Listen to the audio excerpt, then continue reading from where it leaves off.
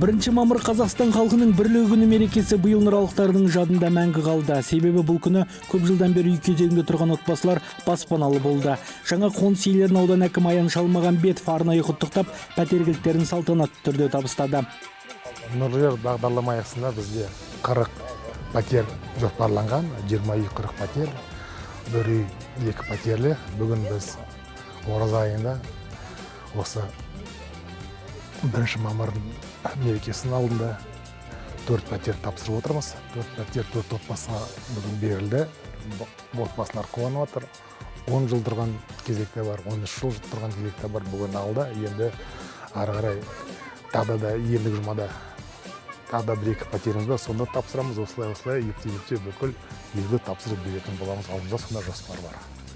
2 пәтерден тұратын үйлер нұрлы жер бағдарламасы бойынша салынған. Тапсырылған пәтерлерге тоқ тартылып, инженерлік коммуникациялық жүйесі толық ретке келтірілді. Алдағы уақытта абаттандыру жұмыстары да жүргізілмек. Жаңа үйлер жетім балаларға, тұрмысы төмен отбасылар мен асыраушынан айырылған жандарға берілді. Мереке қарсаңында ұялғандардың бірі Дилфузар Салиева. Түркістан облысынан көшіп келгеннен кейін 10 жылдан аса үй кезегінде тұрған. Енді көптен күткен армандары орындалып, кең үйдің аясында мерекені атап өтпек. Нұрлы Нұра жеріне 2012 жылы Түркістан облысына көшіп келген.